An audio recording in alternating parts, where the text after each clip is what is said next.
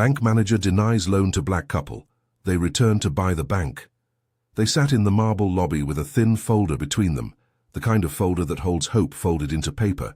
3 years of profit and loss statements, tax returns, floor plans for a second storefront, and a letter from a landlord willing to sell. The light over the teller line was bright, almost clinical. The bank hummed with the measured efficiency of people who deal in other people's futures all day. Conveyor belts of deposits, polite greetings, the soft click of keyboards. Maya ran her thumb along the edge of the loan application, felt the small ridge of a staple, and the weight of everything that had led to this afternoon. Elijah sat beside her, shoulders braced the way people brace when they are both furious and trying not to be seen as such. They had named their bakery Rise and Root because they believed in beginning small and growing steady. They had scraped savings, reinvested every profit into ovens and staff, taught free after-school baking classes to neighborhood kids. The loan was to buy the building next door, the place where Elijah envisioned a community kitchen and a lending circle for local entrepreneurs. It was practical, modest, and their life's work. Behind the glass, the manager, polished cufflinks, hair combed like it declared its own pedigree, scanned the folder with a gaze that never quite landed where it should. He ran his finger down a printed credit report, then handed it back. The word on the top line of his stamp made a sound only on paper, but it landed in the room with a physical thud. Declined. What do you mean, declined? Maya's voice was not loud, but it carried. She had expected questions, a request for more collateral, a timeline. She hadn't expected dismissal. The manager folded his hands like a man enclosing a verdict. Based on our underwriting parameters, we can't approve this loan, he said. There was an economy to his language, a way of polishing a refusal until it sounded reasonable. He didn't say why. He didn't offer alternatives. It was a small thing in one sense, a single stamped word on a single application. In another sense, it was enormous. Around them, the bank continued on, metallic clicks, the rustle of paper, 2 teenagers in the next line arguing softly about sneakers. No one rose. No one came to smooth the jagged edge of humiliation. Later, when they stepped back onto the sidewalk, and the city noise swallowed the thin anger they carried, the shame came. It has its own shape. The memory of the manager's eyes, flicking over them, as though he had already decided what they were worth. It was not just about money. It was the way authority reduced them into a stereotype, the way a system trained to evaluate human beings by probability instead allowed prejudice to masquerade as judgment. They did not yell. They did not make a scene.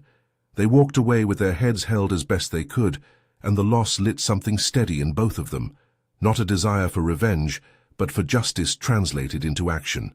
They could have chosen a different route. Plenty would have counseled retreat, a careful edit of plans and an apology tuned to the soft frequencies of accommodation.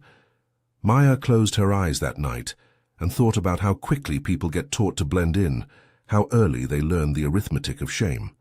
Elijah sat with the application on the kitchen table, the lamplight thin over the papers. He had told Maya once, half joking, that his life had been a string of small accommodations. He had spent years making his dreams fit what other people thought reasonable. That night he folded the paper the other way. If this story matters to you, share it. They did what many who have been humiliated find themselves doing when they refuse to accept the terms of someone else's judgment. They catalogued everything, not with fury, but with a ledger's patience. First, they wrote down the conversation as best as memory allows. Phrases, tone, the way the manager paused before stamping declined. Then they called the bank and requested a written explanation. The clerk on the phone read a template. A bank's language can sound like law, all hedges and polite impossibilities. Institutionally, the reasons were coded in procedure. They began to ask questions. How often did the bank deny loans to small businesses in their neighborhood? What were the acceptance rates for applicants from their zip code? Were there memos or directives that shaped how decisions were made at the branch level? These were not just queries, they were threads to pull. Their first ally was Aisha Morales, a small business lawyer who had helped a cousin with a lease, and who came armed with a demeanor that turned legalese into strategy. Aisha listened without interrupting, then explained the practical contours of what they might do. A discrimination complaint, she said plainly, is a formal allegation that a financial institution is treating applicants differently based on a protected characteristic, race, ethnicity, gender, that sort of thing. It's not a magic button. It opens a file, it triggers records requests, and it can lead to an investigation if the evidence suggests a pattern. She also said the word that felt like a map. Documentation. Paper trails can expose patterns. If a bank's decisions are data-driven, then the data can be asked for and examined. Aisha recommended they collect everything. The decline letter, the credit report used, any verbal statements, the bank's publicly available lending disclosures, and testimonials from others who had experienced similar refusals. She advised how to make a complaint, what agencies could receive it, and the approximate timelines, all in a way that kept the options visible without promising outcomes. This procedural clarity steadied them. It turned anger into work. The hours that followed had the rhythm of research, phone calls, requests, a weekend spent at the public library digging through historic lending reports. Maya and Elijah surveyed their own community, knocking on doors and asking neighbors if they had run up against similar walls. One by one, stories surfaced. One small business owner refused credit for a storefront renovation. Another denied an equipment loan while a less qualified applicant on the other side of town received approval. These stories were notes in a larger score. Their mobilization had two tracks, deliberately parallel. One was legal and regulatory.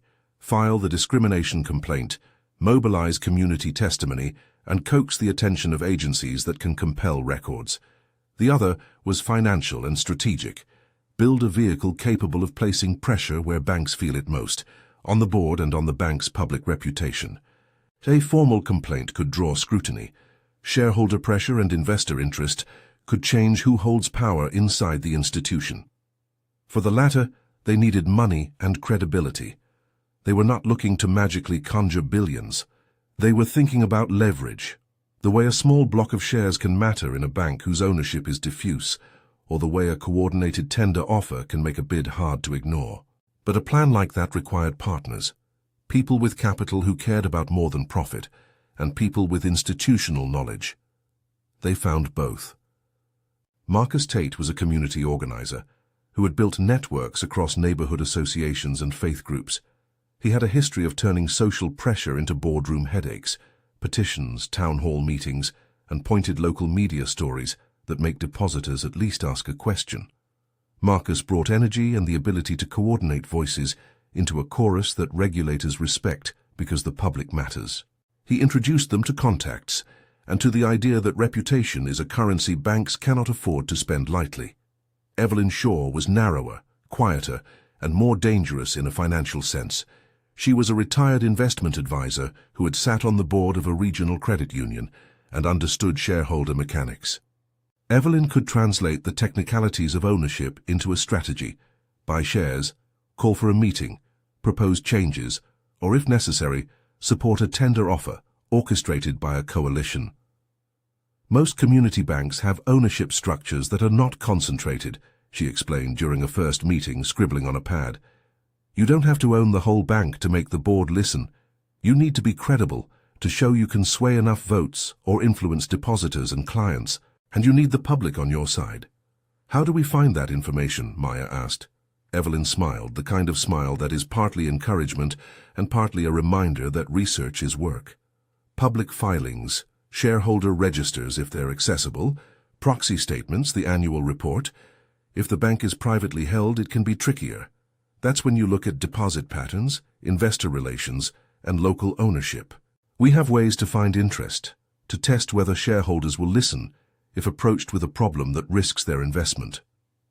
Over a few weeks, their days turned into a montage of meticulous work, a wall of post-it notes in the small back office where they met, spreadsheets with columns of names, dates of declined loans, and the amounts requested, late-night calls with potential investors who wanted numbers before they would speak, a meeting with Samir Patel, the local reporter whose community column could swing public attention. Samir listened to their story and asked the kinds of questions that make headlines. Was this an isolated incident? Was there a pattern? Could they provide documents? At the same time, the bank's side of the story had its own rhythm.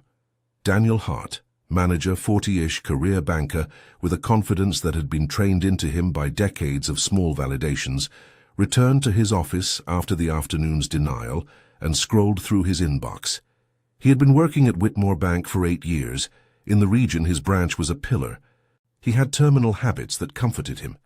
A double espresso at 9, a quick practice of straightening the brochures on the counter, and an assurance that the institutions he served had meritocratic engines. In his mind, underwriting was a guardrail protecting depositors from risk. He had in the past taken pride in making tough calls. When his assistant mentioned that a pair of applicants had left upset that afternoon, he shrugged.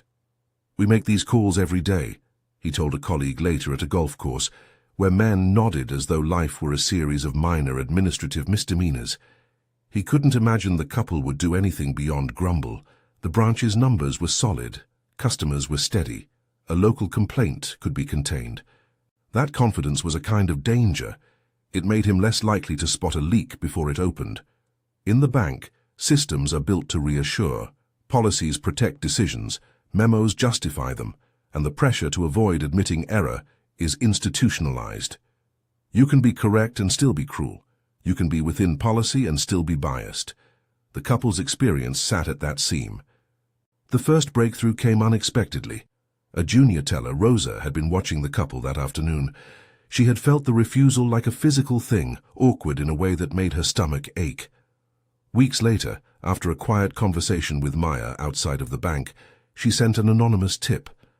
A pattern she had noticed when comparing files, a note that certain applicants from the neighborhood had been nudged toward alternative products with higher fees and lower approval prospects. "They get steered," she wrote. "People like them. It's been here for years." That tip led to a request for records.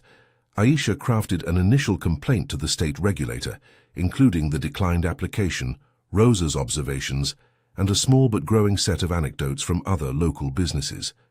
The complaint called for an explanation and for the regulator to look for patterns, approval rates by zip code, for example, and whether applicants of color faced disparate treatment.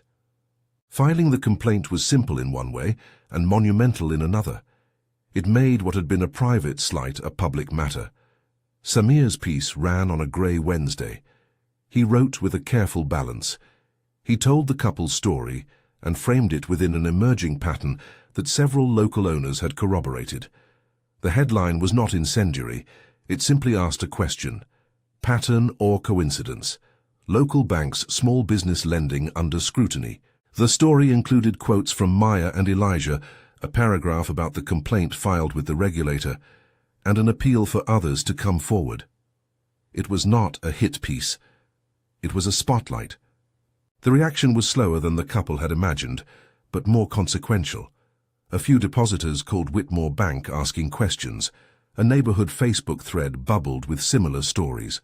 Marcus organized a town hall meeting, and 30 people showed up, each with small grievances that added up to a chorus. For a bank whose business rests on community trust, optics matter. Inside Whitmore Bank, Daniel Hart began to notice a tickle of unease. His superiors asked for a briefing. A regional compliance officer called him with a tone that implied a long, dull, bureaucratic process. "These things happen," she said. "We will look into it." But regulators operate on evidence and thresholds.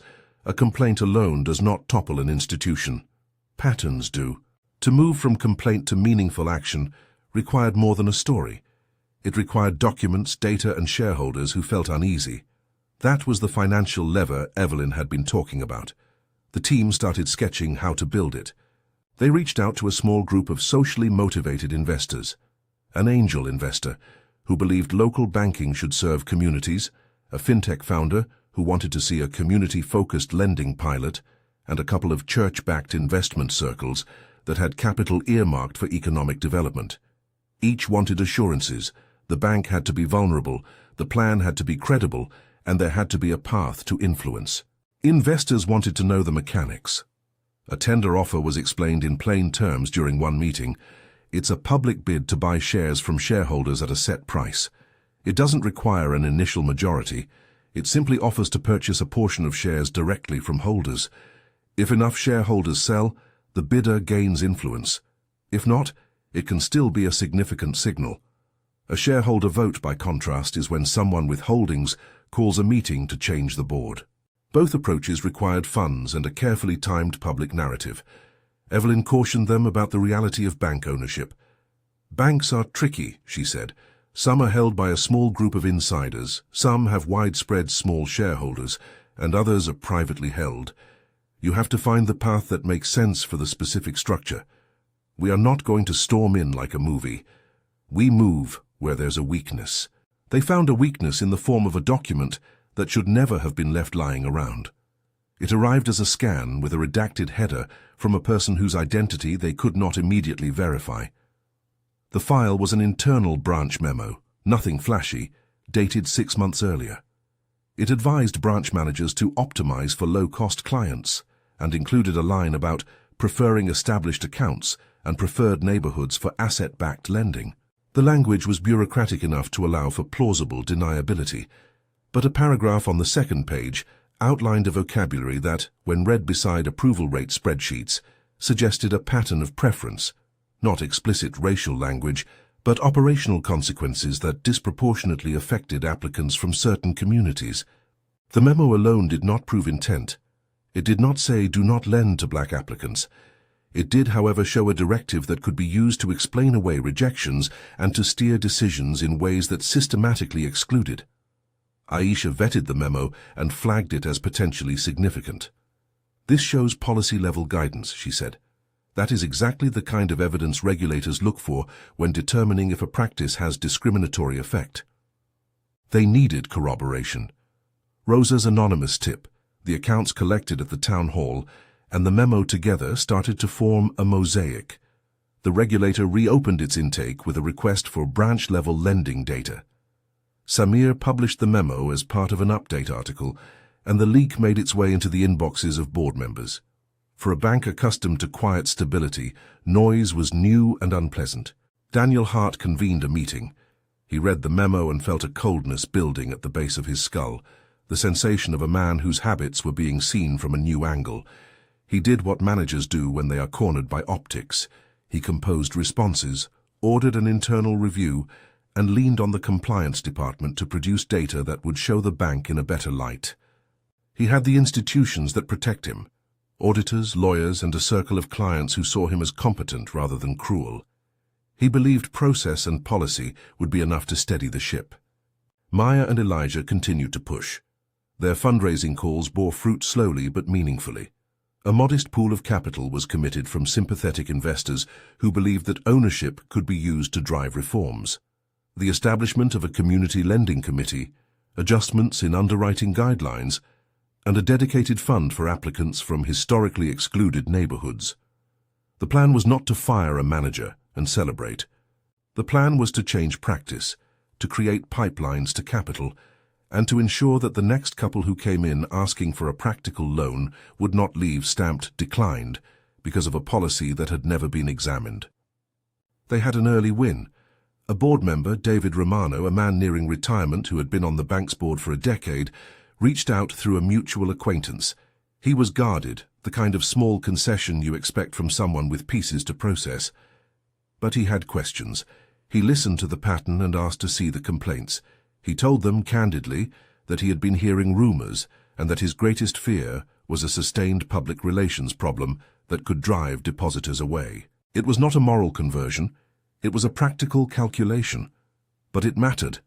Having a voice inside the bank signaled vulnerability. Still, vulnerability is not collapse. Hart's confidence did not evaporate overnight. He tightened the branch's scripts and began an internal push to shore up community relations, sponsoring a charity run, promising a new small business seminar. These public gestures aimed to contain the anger and to frame the bank as responsive. The couple, who had no appetite for spectacle, kept their eyes on the ledger. The crescendo of the first act came not with dramatic confrontation, but with a slow, accumulating pressure that felt almost mathematical. A complaint filed, a memo exposed, a local paper's follow-up. A board member questioning his colleagues, investors circling with cautious interest. The next move required coordination and timing. To seize a moment when the bank's board would be receptive, or at least vulnerable, they would need a combination of evidence and capital credibility. In a rented conference room, the team drew a map on a whiteboard. Arrows connected events to possible outcomes. Regulator involvement leading to a mandated review. Shareholder attention prompting a board meeting. Press coverage pushing depositors to ask hard questions. They assigned roles. Marcus would handle community coordination and town hall logistics. Samir would continue reporting and vet sources. Evelyn would scope ownership options and start discreet conversations with potential shareholders. Aisha would ready the legal filings and prepare for discovery requests. Late that night, in an empty corner of the bakery-turned headquarters, Maya and Elijah sat before the whiteboard and looked at the tracks they had laid. The path ahead required patience and the refusal to be hurried into mistakes. The bank's vulnerabilities were now visible but not yet fatal. They had to be careful not to be portrayed as opportunistic, which is the fastest way for a community story to be converted into character assassination. They also needed to maintain dignity. Part of the work was tonal, to be credible advocates for change, not vengeful architects of ruin. They spoke often about what they would do if they had influence at Whitmore Bank, not to punish, but to repair. They imagined a lending committee that would track disparity metrics publicly, a community advisory board with real power, and a small business fund that prioritized long-term relationships over transaction fees. They were not interested in spectacle. They wanted to convert their humiliation into durable structures that would prevent others from carrying the same wound. As they planned, a new message arrived from an anonymous source. This time a spreadsheet leaked from inside the bank, showing branch-level denial rates alongside demographic approximations by zip code. The data, if authentic, was the sort of thing regulators find hard to ignore. Numbers mapped against neighborhoods revealing disparate outcomes. Samir's newsroom verified elements of it. The spreadsheet alone would not conclude anything in court, but it would be dangerous for the bank's public image. Hart realized the stakes had increased. The memo had been embarrassing. The spreadsheet was potentially catastrophic. He convened counsel. Lawyers advised public remedies, demonstrate transparency, signal cooperation, and emphasize the bank's commitment to fair lending. PR teams drafted statements about ongoing reviews. The bank's legal posture was to be conciliatory while protecting its operations. Meanwhile, investors who had been on the fence began to ask hard questions about timing and structure. The small pool of committed funds still left them short of the sort of influence that would make the board sit up and listen. Evelyn proposed a staged approach. Acquire enough shares to call a special meeting, or have enough influence to push a shareholder vote for a new independent audit of lending practices. She sketched timelines and price ranges, nothing exact, only plausibilities. We can make their liabilities more immediate by putting a credible bid on the table, she said. Regulators and depositors hate uncertainty more than they hate change. Then a phone call changed the trajectory. A shareholder, a quiet man who owned a modest stake and who had been at the town hall to listen, reached out. He was concerned about what he had learned and wanted assurances that the bank would do better. He hinted that he might be open to selling his shares to someone committed to reform. It was not a guarantee of control, but it was an opening, the kind of small fracture that, multiplied, can widen into a breach. At the same time, a larger question loomed. Would the community accept ownership that looked like a takeover? The optics could be twisted. Opponents would paint the couple as opportunists, or worse, as outside agitators. The team had to control the narrative, not by silencing dissent but by emphasizing the moral case. They had asked for a fair chance, been denied, and were now asking for the means to make sure the next applicants would not be denied for reasons that had nothing to do with creditworthiness. Maya practiced a short statement she could give at a future board meeting. We were denied access to capital that we had earned. We did not take that as a verdict. We took it as a responsibility to ensure institutions work for everyone. We do not seek to punish, we seek to change. If you want to continue as a community bank, your practices must reflect our community. There was a risk inherent in all of this.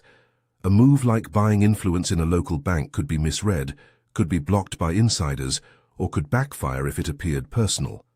The team negotiated that risk by making public commitments, transparency in motives, Financial plans to keep the bank solvent, community programs to deploy immediately upon influence. They would not use ownership to loot or to settle private scores. They were not interested in drama. They wanted leverage to institutionalize fairness. The story's momentum carried them to a crucial decision point. A small group of investors had tentatively promised funds conditional on one thing: access to due diligence. That meant legal documents, shareholder lists, and a final confirmation of ownership structure. Some of those documents resided in public filings. Others were private, unless compelled by a regulator or a shareholder vote. Aisha advised caution. "Don't let desperation push you into overreach," she said. "We take steps that are sustainable and lawful. We request what we can. We litigate or compel what we must.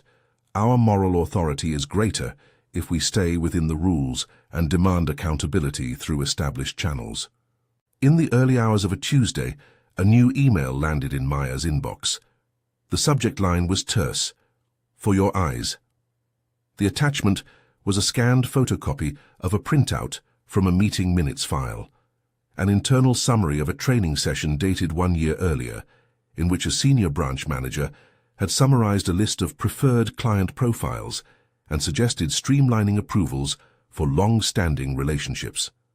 The language again danced near, but did not name protected classes. The cumulative weight of the material, memo, spreadsheet, teletip, meeting minutes, began to look less like coincidence and more like a system of preferential treatment that produced unequal outcomes. This was the moment that highlighted the story's central tension. They had enough to alarm, perhaps even to mobilize regulators and alert shareholders, yet every step would be contested by a bank with resources and a network of insiders. The path to owning influence in a bank required not only capital and evidence, but timing and narrative management. The team had to pick the right moment to make their move public, to convert private capital into visible pressure. They chose to advance in increments. Marcus organized a second town hall meeting, but asked Samir to hold a larger story until the group had formalized investor commitments. "We don't want to go loud and then have investors back out," Marcus told them. Samir agreed to hold conditional on being kept apprised. Evelyn increased her outreach quietly, confirming a coalition willing to back a tender offer if the price and the legal path were clear. Aisha prepared the framework for discovery and a draft of a shareholder communications plan in case the group could encourage a shareholder meeting. And then, on a Friday afternoon, when the city seemed to hold its breath before the weekend, a small, ordinary thing happened that set a new tempo. An elderly deposit holder arrived at the bank to withdraw funds. She had been a customer for decades and had never questioned the bank's leadership. She waited in line and then asked a teller why some local businesses were being turned away. The teller's answer, an uncomfortable volley of official-sounding phrases, did not satisfy her. She walked out, and 2 days later, her son, who had been a client for years, moved a significant deposit to a competitor bank that advertised community reinvestment. Word spread. Depositors are not noisy at the outset, but when they move money, they set a practical alarm that executives cannot ignore. Hart felt the bank's first real tremor. Not regulatory, not yet, but market friction. Deposit movement threatens liquidity. Liquidity gets the attention of a bank's highest officers and its board. It makes shareholder attention more dangerous. At the same time, Evelyn called to say she had lined up a committed investor willing to place a limited but meaningful sum if the group could demonstrate access to a small cluster of shares or the ability to call a special meeting. "We are within reach of influence," she said. Her voice was steady but contained a note of urgency. "If we can secure a few more commitments and a couple of willing sellers, we can pressure the board to act, or at least to open the books." They had never imagined their plan would come together this quickly. The pace was intoxicating and treacherous. Achieving influence meant being taken seriously by the people who had always assumed they never had to answer to those they served. It meant standing in a different arena, not simply as customers with grievances, but as stakeholders with votes and bankable capital. The week closed with emails, calls, and a quiet sense that the small bank they had marched into months before had been reshaped by the weight of modest, persistent pressure. There was momentum. There was also resistance. Hart's legal team prepared a defensive posture. Compliance officers pulled together a timeline of internal audits, and the board scheduled a meeting to discuss reputational risk. On a rainy Saturday, Maya and Elijah walked past the Whitmore Bank, the windows reflecting street lamps like brief promises. They did not gloat. They had moved beyond the visceral anger from the lobby. What remained was a concentration of purpose. They had converted humiliation into a strategy that walked on two legs: regulatory accountability and shareholder influence. Both were imperfect, both required patience, and both could change the bank more than any speech or town hall could. They had reached a threshold.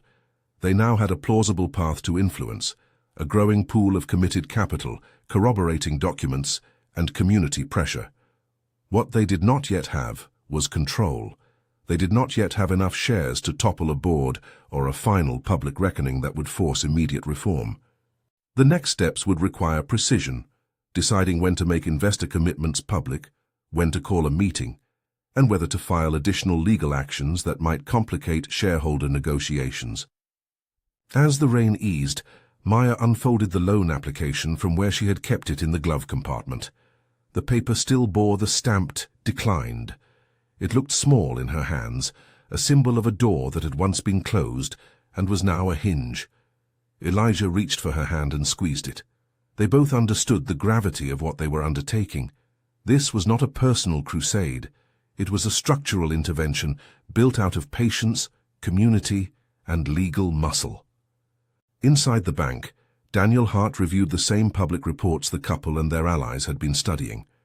He saw the deposits shrink a little. He heard the whispers. He watched as a careful, growing coalition worked methodically to change the equation. He had choices. He could lean into defense and risk escalation, or he could propose reform and risk admitting a moral failing. Who among us wants to admit being wrong when our job has been to manage risk? He felt both trapped and cornered, not by a moral force so much as by the practical consequences of being seen as out of step with a community he once considered secure. The story had become a chess game, and the next move mattered. In the meantime, their work yielded a small victory that would become the hinge for what followed. A shareholder, persuaded and moved by the mounting documents and the reputational risks, agreed to sell a block of shares at a modest premium to the group backing Maya and Elijah. It was not the outright control they ultimately sought, but it was leverage, real, measurable, and dangerous to those who had assumed their position was unassailable. They planned their next steps carefully. Aisha drafted a letter to the board requesting a special meeting and demanding public disclosure of branch-level lending patterns. Evelyn prepared the finances to formalize the share purchase. Marcus organized a press conference that would frame the move as a community-driven reform effort rather than a hostile takeover. Samir prepared a feature that would run if and when the group made its offer public. As the pieces slid into place, a new question emerged. Would the bank respond by opening its books and inviting reform, or would it mount a defensive campaign that could fracture community trust further? The answer would depend on timing and the group's ability to maintain credibility. Strategy required a temperament that balanced moral urgency with the discipline of financial negotiation. They were about to test that hypothesis. The group had money committed, documents that suggested systemic bias, a small block of shares pending purchase, and a growing public interest. Hart, alerted now to the seriousness of their effort, drafted a strategy that involved both public reassurances and internal review. The board scheduled a brief emergency session. Advisors on both sides prepared talking points. The stage was set for a confrontation that would, by design, move events from anecdote to consequence. In the quiet that precedes such turning points, beings adjust. Maya reheard what she might say if given a microphone. Elijah went over emails for clarity and tone. Aisha plotted the legal timeline for when a request for more data could be compelled. Evelyn arranged for an escrow account and the paperwork required to purchase the shares. Marcus drafted an invitation to the community for a meeting that would not be a mob but a civic conversation. They were not naive about the risks. There were always ways for institutions to absorb pressure without changing behavior. Window dressing, token committees, promises of audits that produce no reforms. That is why their planned move had to be both visible and binding. Share ownership to trigger voting rights, regulatory complaints to compel disclosures, and public support to make mere statements of intent insufficient. On a Monday morning, before the board could meet, and before investors had finalized their transfers, Maya received a call from Samir. He had heard from a board member who was uneasy and who hinted at a potential willingness to negotiate. "Everything depends on your next step," Samir said. "If you go public with a tender or a special meeting demand, the bank will respond. If you wait, they might make concessions quietly. Timing is everything." Maya looked at the file on her table, at the stamped declined, and at the list of names of small business owners who had trusted her to push forward. She thought of the moment at the teller line when authority looked at them and decided their worth. She imagined the future she wanted, a bank whose lending practices did not invisibly lock out an entire neighborhood. "We'll move when we can move with strength," she said. "We won't rush pilot projects that are only cosmetic. We will be firm, but we will not seek to destroy. We want to build a bank that serves its community." The decision to advance would be the hinge on which the rest of the story turned. They had the means to press, the evidence to alarm, and a small but growing capital base to influence ownership. They had also built alliances, legal, financial, and communal, that would carry the weight of a public campaign. And yet, even as they prepared, an email arrived that complicated everything. It was from an unknown address and short, "Be careful. Not everything is what it seems." Attached was a single screenshot of a bank analyst's internal chat, speculation about market instability, and mention of activists with a tone that suggested alarm more than analysis. The message was a reminder that banks have networks and that eyes watch their moves. It also warned that the opposition could escalate not by moral argument, but by deploying technical defenses, litigation threats, defensive PR, and outreach to influential clients. They had crossed from being private citizens, hurt by a single humiliation, to being actors in a public drama with legal, financial, and reputational stakes. The next move would require resolve and patience, but also an awareness that the bank could, and would, fight back with its own tools. The first phase of their plan had been to convert pain into strategy. The second would be to convert that strategy into tangible leverage inside an institution that had taught them their place. A shareholder purchase was now possible, a regulatory investigation was inching closer, and community pressure had made the idea of reform no longer absurd. They had started with a single stamped declined, and had, through patient work, turned it into a chain of events that could alter institutional behavior. The road ahead was treacherous and not yet complete. The couple's return to the bank, if it happened as they intended, would not be a scene of triumph so much as a moment of accountability. Meetings where they would sit across from the very manager who had denied them, now as invested stakeholders asking for structural change. For now, the first act closed on a practical hinge. A modest block of shares in escrow, a regulator asking for branch data, and a bank that could no longer assume silence. Maya set the stamped application back into the folder and closed it with a soft, decisive motion. Outside, the city carried on between rain and the dimming light. Inside their small team, a plan waited to be executed. They had not yet bought the bank. They had, however, found a route to influence that could make the bank change its ways, or make its insiders choose to sell to people who would. The distinction was important. The goal had always been less about conquest and more about remaking a space of finance into an engine that worked for everyone. Their next moves would take patience, precision, and a public moment that left no room for easy spin. What had started as a stamped declined became a negotiation about the bank's future, one measured not in grudges, but in governance documents, escrow agreements, and the slow arithmetic of votes and deposits. They began by formalizing the investor coalition. Evelyn set up a special-purpose vehicle, a legal entity designed to purchase shares and hold them in trust for the coalition's stated mission, to secure influence sufficient to institute fair lending reforms and to establish a community reinvestment fund. The vehicle's name was dry and ordinary, Community Equity Partners LLC, but the purpose it held was anything but. Investors signed subscription agreements. Wire transfers were scheduled into an escrow account. A governance charter spelled out that capital would never be used for personal profit beyond market returns, and that voting power would be exercised in service of transparency and community outcomes. Aisha tightened the legal scaffolding. She prepared a formal offer letter and a draft of proposed resolutions for a special shareholder meeting. One resolution requested an independent audit of branch-level lending and underwriting policies for the past 5 years. Another proposed the creation of a community advisory committee with representation drawn from neighborhoods most affected by lending disparities. A third proposed the removal or replacement of senior management should the audit find systemic failures. She also readied the discovery strategy if the board delayed producing requested records. The language was careful, procedural, forward-leaning, and difficult to dismiss as mere agitation. Marcus stepped up public coordination. He arranged community briefings that were not rallies but structured conversations, presentations of evidence, explainers of what a shareholder does, and plain talk about how reforms would work in practice. People showed up not out of spectacle, but because they wanted to understand how a bank might behave differently. They wanted to know how a community lending committee would review applications, what metrics an independent audit would publish, and how loans to small businesses would be evaluated without hidden steering into higher-cost products. Samir held the coalition accountable with reporting that emphasized process over personality. His updates laid out timelines, published redacted excerpts of leaked documents, and explained the options on the table. The reporting was not melodramatic.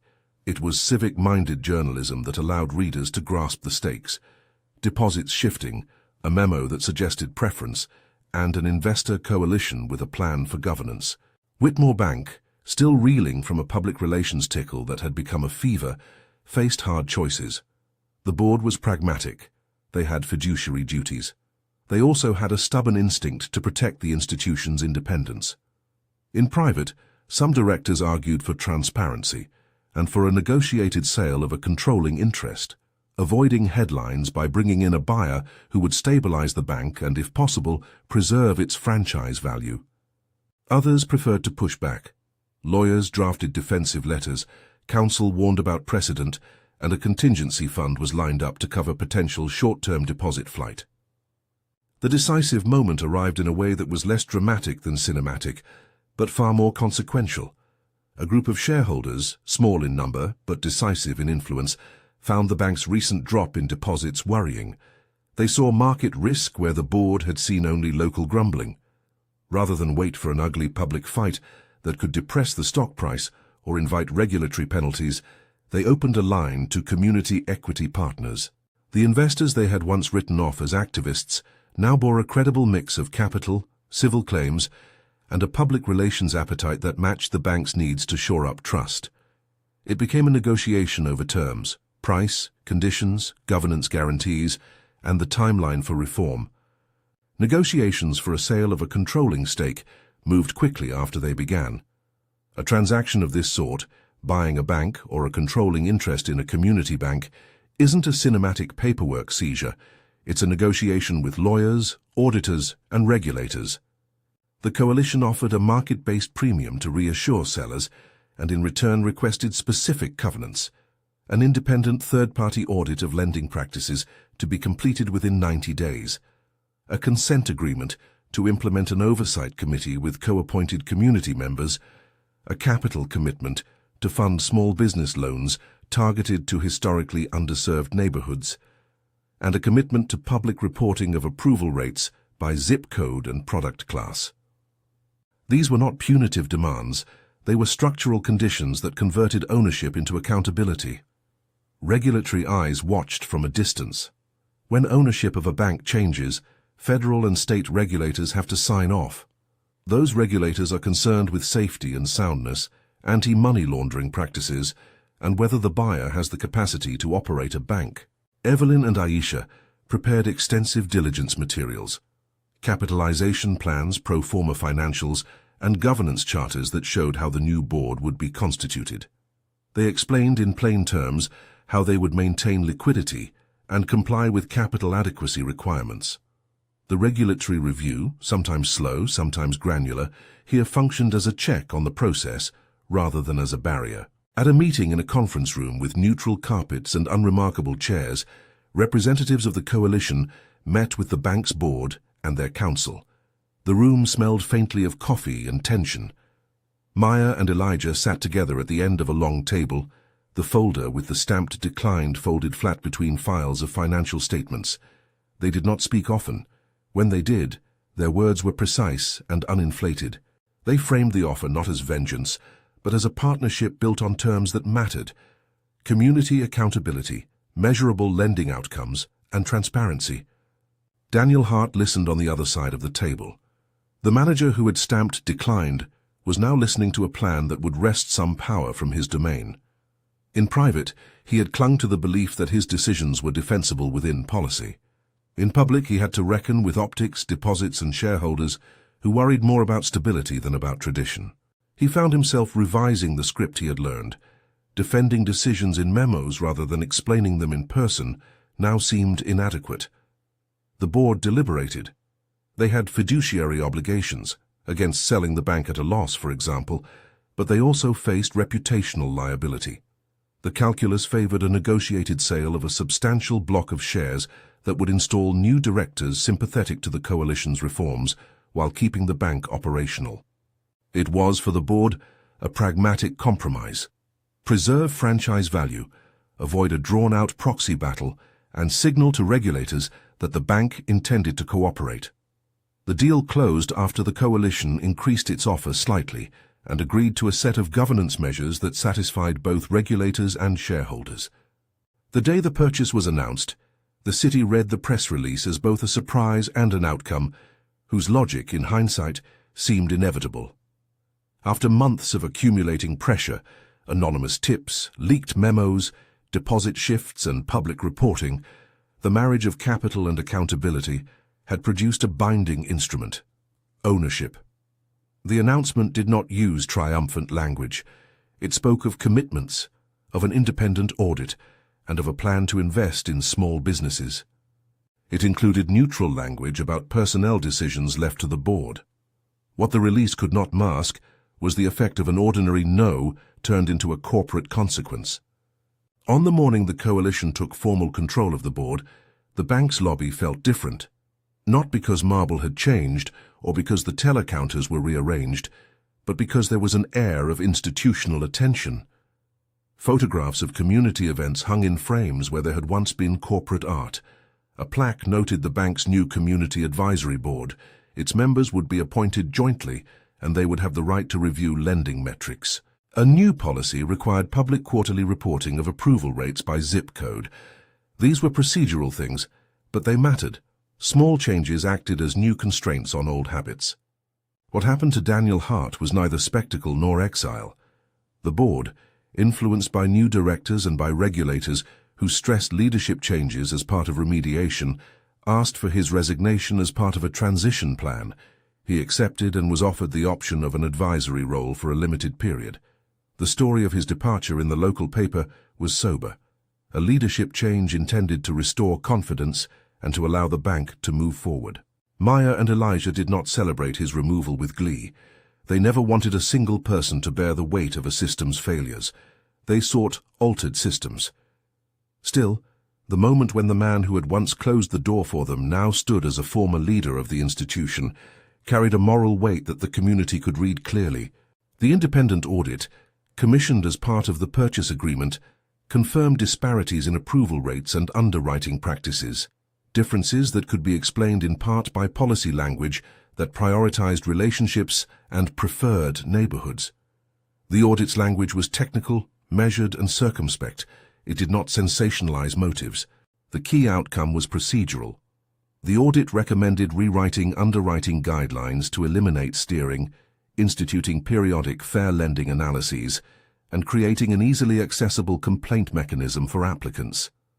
The regulator reviewed the audit and negotiated a consent order, an agreement requiring remedial steps and periodic reporting. A consent order is not a criminal finding. It is a regulator's mechanism to ensure corrective action. In this case, It provided a legal framework that tied the bank to reform commitments with oversight. Maya and Elijah, now part of a governance team and recognized as major stakeholders, used their influence to operationalize the reforms they had proposed. They established a small business lending committee that used clear criteria, trained loan officers on implicit bias and steering avoidance, and implemented an outreach program to source applicants from neighborhoods previously underrepresented. They repurposed a portion of the bank's lending capital into a small business impact fund with below-market interest and flexible underwriting for first-time borrowers who had viable plans but lacked entrenched relationships.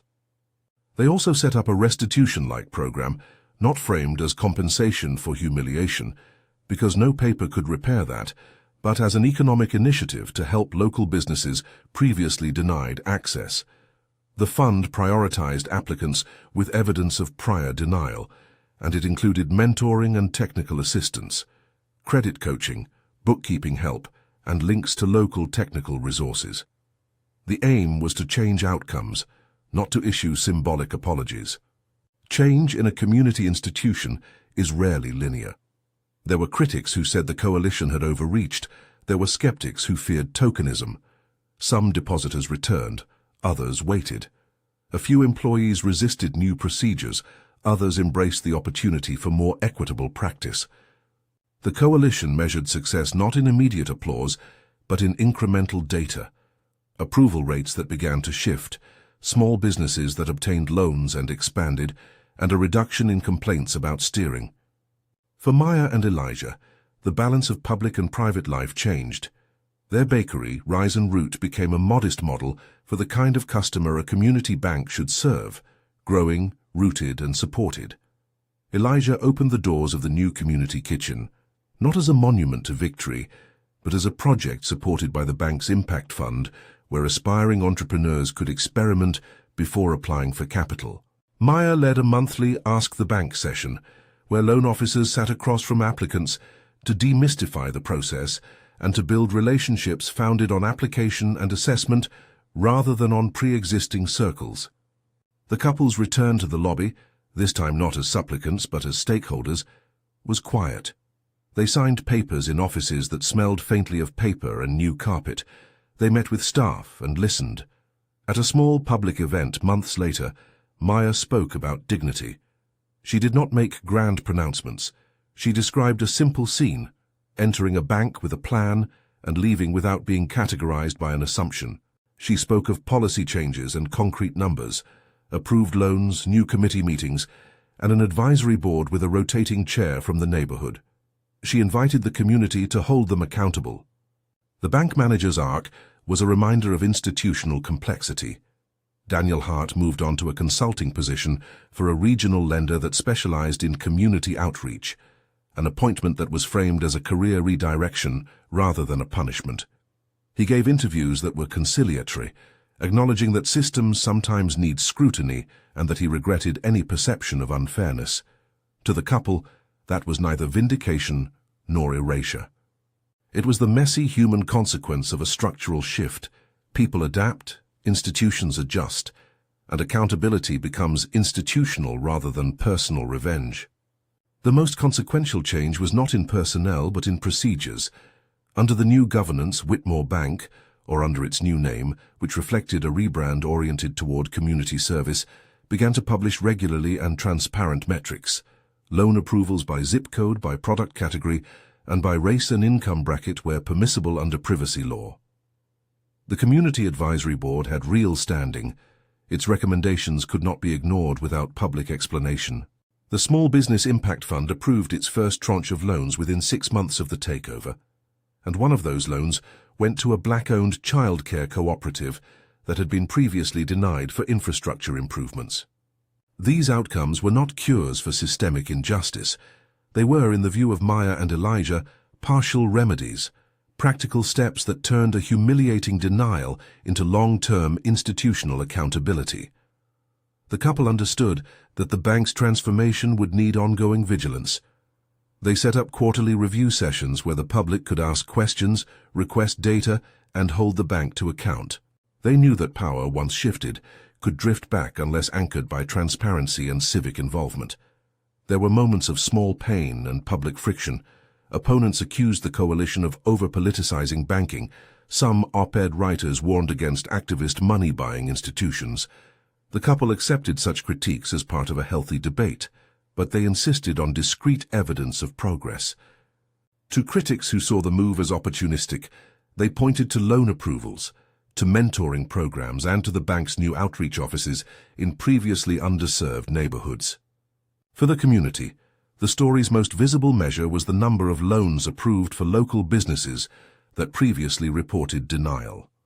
A hardware store expanded, a daycare renovated, and a catering business bought a small truck, investments that translated into jobs and to a sense that capital could flow when systems were intentionally adjusted. These results were not large enough to change national banking structures, but they mattered in daily life. A loan meant a new employee on a payroll, a rent check paid, a child in daycare while a parent worked. Maya and Elijah avoided triumphalist rhetoric. They spoke, when the cameras came, of responsibility and stewardship. They resisted the temptation to present themselves as solitary heroes. They credited Aisha, Marcus, Evelyn, Samir, the anonymous teller who had spoken up, and the small shareholders who had sold with integrity. They also named the structural work ahead: continual audits, education about default risk that did not become an excuse for exclusion, and a commitment to recruit board members from diverse backgrounds. In the months that followed, the bank's story became a case study in community accountability. Law students visited for internships. A regional conference on fair lending invited Maya to speak about tactics for community engagement in governance. The regulator's consent order concluded with a set of benchmarks the bank had to meet. The bank met most of them within the agreed timelines and negotiated extensions on technical matters. The legal paperwork had tied change to measurable actions, and that for the coalition was central. They had converted a moral wrong into institutional obligations. And yet the couple retained a sober realism. They understood a single victory does not erase systemic inequity. There were other banks, other branches, and broader practices that required attention. The purchase had become less a final triumph than a model, one place where accountability could be enforced through ownership, oversight, and public transparency. It showed that a single act of exclusion could be made into a lesson for an institution, but it did not declare the end of the problem. At home on quiet evenings after meetings, Maya unfolded the stamped application and placed it in a drawer. It had traveled with them from humiliation to leverage to governance. She kept it not as a trophy, but as an object lesson. Proof that systems can be pressured to change, and that dignity regained is work, not magic. Elijah, who had once described his life as a string of leanings toward the reasonable, now described it as a series of choices to insist on better terms for his neighbors. They celebrated the bank's first small business grant recipients with modest gatherings at the community kitchen, not press spectacles. The tone was private and purposeful. One autumn morning, a year after the stamp declined, the couple stood near the teller line where they had once waited. The lobby was busier. Some faces were new, some were familiar. A young woman approached the counter with a plan and left with both a loan officer's card and an appointment for a workshop on credit coaching. The bank's advisory committee posted its meeting minutes on the website. The community fund reported its first year of small but meaningful disbursements. There was no triumphant march, no single line that could encapsulate a complex moral arc. Instead, there were small accruals, more opportunities for entrepreneurs who had once been told no, a bank that published its numbers, an internal culture that had to answer to outsiders and to community members alike. The couple's experience had changed the institution, and through the institution they had nudged at a broader conversation about power, access, and the practical mechanics of fairness. In the end, they did not return to the bank to deliver revenge. They returned as owners and stewards, carrying with them the confidence of people who had refused to be reduced by a single stamped word. They had used the law, community pressure, and financial leverage, tools available in civic life, to build structures that would make exclusion harder and accountability more likely. Their story is not a universal fix. It is a map of one strategy, When dignity is denied, when authority acts as if it has the right to rank people by appearance, there are legal channels, financial levers, and civic tools that can be used to hold institutions to account. Their victory was not an eradication of prejudice, it was a reallocation of power, putting oversight and community voice where once there had been only procedure.